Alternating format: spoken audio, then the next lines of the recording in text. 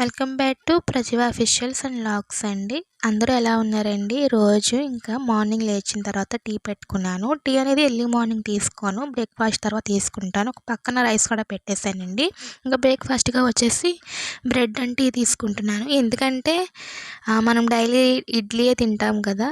ఇడ్లీ తిని తిని ఇంక నాకు బోర్ కొట్టింది. ఇంకా అందుకనే నేను రొటీన్ మార్చుకొని బ్రెడ్ అండ్ టీ తీసుకుంటున్నాను. ఒక పక్కన మా బాబు లేచాడు. లేచి ఒక ఏడుస్తున్నాడు అనమాట. ఇంకా వాడిని పెట్టుకొని నేను తింటున్నాను అనమాట, పక్కన పెట్టుకొని. ఎందుకంటే పిల్లలు మనం తిన్నప్పుడే లేచి ఏడుస్తారంటండి. ఎందుకంటే టైం సేవ్ అవుతుంది కదా అని నేను ఇంకా బాబుని పెట్టేసుకొని తినేస్తున్నాను అనమాట.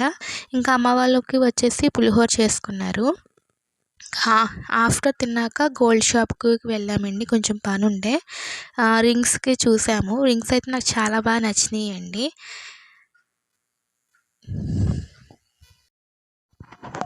ఇంకా ఇది సండే మార్నింగ్ వీడియో అండి. ఇక్కడ నుంచి నేను సండే మార్నింగ్ అనేది వీడియో అనేది షూట్ చేసుకున్నాను. ఇంకా బాబుతో కాసేపు ఆడుకుంటున్నాను అనమాట. ఎందుకంటే మనం కూడా పిల్లలకి ఫుల్ క్వాలిటీ టైం అనేది ఇవ్వాలి. ఇంకా ఆ రోజు అమ్మకి ఫేవర్గా ఉంటే నేను ఇంకా రోజు ఒక పక్కనేమో కొత్తిమీర పచ్చడి చేస్తున్నాను, మరొక పక్కనేమో కోడిగుడ్లు పులుసు పెట్టానండి. నా వే ఆఫ్లో ఎలా కోడిగుడ్లు పులుసు పెట్టాను అనేది చెప్తాను రండి. నాకు ఎలాగో పథ్యం కూరే కదండి, ఆ రోజు అమ్మ నాకు చుక్కకూర అనేది ప్రిపేర్ చేశారు. ఇంకా వీళ్ళు ముగ్గురే కదా, డాడీ అమ్మ చెల్లె కదా అని 4 ఎగ్స్ని తీసుకుని బాయిల్ చేసుకున్నాను. వాటిని కొంచెం పసుపు వేసుకొని, ఆయిల్ వేసుకుని, పసుపు వేసుకొని కొంచెం వాటికి హోల్స్ పెట్టుకుంటున్నాను అనమాట. అంటే మనం కర్రీస్లో వేసుకున్నప్పుడు హోల్ స్పైసెస్ వేస్తాం కదా, మనం కర్రీకి సరిపడిన స్పైసెస్ వేస్తాం కదా. స్పైసెస్ అనేవి ఎగ్లోకి వెళ్ళి బాగా టేస్ట్ అనేది వస్తుంది అనమాట కర్రీ. ఇంకా ఎగ్స్ అనేది ఫ్రై చేసుకుంటున్నానండి. బాగా అంటే రెండు వైపులా ఒక మరీ గోల్డెన్ కాకుండా ఇలా మీడియం వేవ్లో ఫ్రై చేసుకుంటే ఎగ్స్ అనేవి బాగా టేస్ట్గా వస్తాయి. ఒక 5 to 6 minutes బాగా ఫ్రై చేసుకోవాలండి. ఫ్రై చేసుకున్న తర్వాత ఫ్రై అయిన ఎగ్స్ని ఒక బౌల్లో తీసుకున్నాను. తర్వాత కొంచెం జీలకర్ర వేసుకున్నాను. తర్వాత కట్ చేసుకున్న ఉల్లిపాయ పచ్చిమిర్చి అనేది యాడ్ చేసుకుంటున్నానండి. ఉల్లిపాయ పచ్చిమిర్చి బాగా కుక్ అయితే ఏ కర్రీకైనా టేస్ట్ వస్తుందండి. కొంచెం సాల్ట్ కూడా యాడ్ చేసుకుని కుక్ చేసుకుంటే కర్రీ అనేది చాలా పర్ఫెక్ట్గా కుక్ అయిపోతుంది అనమాట. మనం అన్ని మసాలాస్ యాడ్ చేయకపోయినా కూడా మనకి కర్రీ అనేది చాలా టేస్ట్గా వస్తుంది. నేను ఆ రోజు ఏ మసాలాస్ యాడ్ చేయలేదండి. కారం, గరం మసాలా అనేది ఒకటే యాడ్ చేశాను. కూర చాలా టేస్ట్గా వచ్చిందని మా వాళ్ళు చెప్పారు. తర్వాత కొంచెం అల్లం వెల్లుల్లి పేస్ట్ కూడా యాడ్ చేసుకున్నానండి. అల్లం వెల్లుల్లి పేస్ట్ పచ్చివాసన పోయేంత వరకు బాగా కుక్ చేసుకున్నాను. తర్వాత మరొకసారి లిడ్ పెట్టేసుకొని బాగా కట్ చేసుకున్న టమాటా ముక్కలు కూడా యాడ్ చేసేసుకున్నానండి. టమాటా ముక్కల్ని వేసుకున్నాక టమాటా ముక్కలు బాగా సాఫ్ట్ అయిపోయేంతవరకు కుక్ చేసుకోవాలి. మళ్ళీ లిడ్ పెట్టేసుకున్నాను. ఇప్పుడు మా వాళ్ళకి స్పైస్ ఎంతవరకు తింటారో అంతవరకు నేను చిల్లీ పౌడర్ అనేది యాడ్ చేసుకున్నానండి. నేను 2 స్పూన్ల వరకు యాడ్ చేసుకున్నాను. తర్వాత 1 స్పూన్ గరం మసాలా అనేది యాడ్ చేసుకున్నానండి. తర్వాత నేను ముందుగా నానబెట్టిన చింతపండుని బాగా స్క్వీజ్ చేసుకొని ఇందులో వేసుకున్నాను. ఎందుకంటే మా వాళ్ళు మీడియంగా తింటారు పులుపు అనేది. నేను పులుపుని బట్టి యాడ్ చేసుకుంటూ వచ్చానన్నమాట. తర్వాత కొంచెం ఉప్పు అనేది వేసుకున్నానండి. నాకు ఉప్పు సరిపోలేదు అనిపించింది.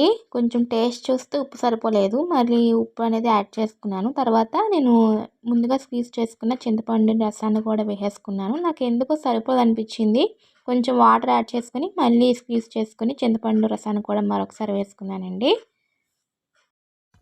నేను ఇంకా ఈ కర్రీ ఎలా వస్తుందో అనుకున్నాను. మా డాడీ చెప్పారు చేపల పులుసులాగా వచ్చిందని. అమ్మాయిసా హ్యాపీ అనిపించింది. అంతే కదండి, ఇంట్లో వాళ్ళు ఎవరైనా కర్రీ బాగుంది అంటే ఒక్కళ్ళు చెప్పినా కూడా సాటిస్ఫాక్షన్ అవుతాం కదా. ఎందుకంటే మనం ఆ డే అంతా కుక్ చేసి ఉంటాం కదా, వాళ్ళు ఇచ్చే కాంప్లిమెంట్కి మనం బూస్టప్ అనేది ఇస్తుంది. తర్వాత బాయిల్ చేసిన మనం ముందుగా పెట్టుకున్నాం కదా ఎగ్స్ని, అవి వేసుకొని కొంచెం సాల్ట్ అనేది చెక్ చేసుకున్నాను. తర్వాత చాపింగ్ బోర్డ్స్ని కూడా నేను క్లియర్ చేసేసుకుంటున్నాను. ఎందుకంటే ఎక్కువగా పని పెట్టేసుకున్నామనుకోండి, అది తీద్దాంలే, చేద్దాంలే లేజీనెస్ వస్తదనమాట. ఎప్పటిదప్పుడు కంప్లీట్ చేసేసుకున్నామనుకోండి, ఆ పని అయిపోతుంది. నేను ఏదైతే వాడానో అది మరొకసారి వాష్ చేసేసుకొని నేను దాన్ని పక్కన పెట్టేసుకుంటున్నాను. ఇంకా కిచెన్ కౌంటర్ కూడా ఒకసారి క్లీన్ చేసేసుకుంటున్నానండి.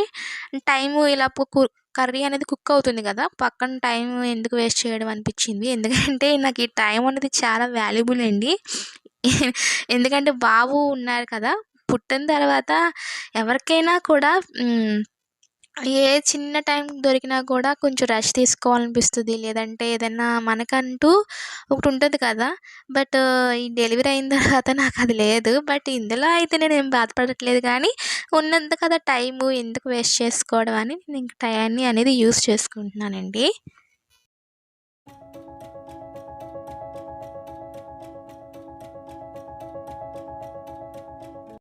ఇంకా కర్రీ ఎలాగుందని చూద్దామని వచ్చానండి. ఇంకా ఆల్మోస్ట్ కర్రీ అనేది కుక్ అయిపోయింది. ఇంకా ఫైనల్‌గా కొత్తిమీర అనేది స్ప్రింకిల్ చేసేసుకుంటున్నా. చాలామంది అనుకోవచ్చు, ఈ టైంలో కూడా రెస్ట్ తీసుకోవాలి కదా, మీరేంటి కుక్ చేస్తున్నారు అని. బట్ ఎంతవరకైనా ఒకళ్ళ మీద డిపెండ్ అయ్యి ఉంటాము. మమ్మీ కూడా చేసి ఉంటుంది కదా, వాళ్ళకి కూడా కొంచెం రెస్ట్ ఇవ్వాలని నేను ఆల్మోస్ట్ చేయాల్సిన పనులే చేస్తున్నాను. ఇంకా డైనింగ్ టేబుల్ కూడా ఒకసారి క్లీన్ చేసేసుకుంటున్నాను అనమాట. ఎందుకంటే అక్కడే కదా కూర్చొని మనం ఫుడ్ అనేది తింటాము. ఇంక ఇది ఈవినింగ్ వచ్చేసి డాడీకి టీ పెడుతున్నానండి. టీ అనేది ఎంతమంది ఇలాచీతో టీ అనేది పెట్టుకొని తాగుతారు అనేది నాకు కామెంట్ సెక్షన్లో కామెంట్ చేయండి. నేనైతే నాకు టైం కుదిరినప్పుడల్లా ఇలాచీని ఇలాగ దంచుకొని టీ మరిగిన తర్వాత ఇందులో వేసుకుంటానండి. నాకు ఈ ఫ్లేవర్ చాలా బాగా ఇష్టం. ఈ ఫ్లేవర్ ఎంతమందికి ఇష్టం అనేది కామెంట్ సెక్షన్లో కామెంట్ చేయండి. ఇంకా ఆఫ్టరు మార్నింగ్ చేసిన కర్రీ ఉంటే చూపిస్తున్నానండి. ఒకటే మిగిలింది. ఇంకా అయిపోయిన తర్వాత ఇంకా కొత్తిమీర పచ్చడి ఇది. ఇంకా బట్టలు ఉన్నాయండి. ఇంకా బట్టలు ఉంటే ఫోల్డ్ చేసుకుంటున్నాను. మన పని మనం చేసుకోవడంలో ఇందులో తప్పేమీ లేదండి. ఓకేనండి, ఈ వీడియో ఇక్కడితో ఎండ్ చేసేస్తున్నాను. మీకు కానీ వీడియో నచ్చినట్టయితే like, share, subscribe to my YouTube channel. Thank you for watching.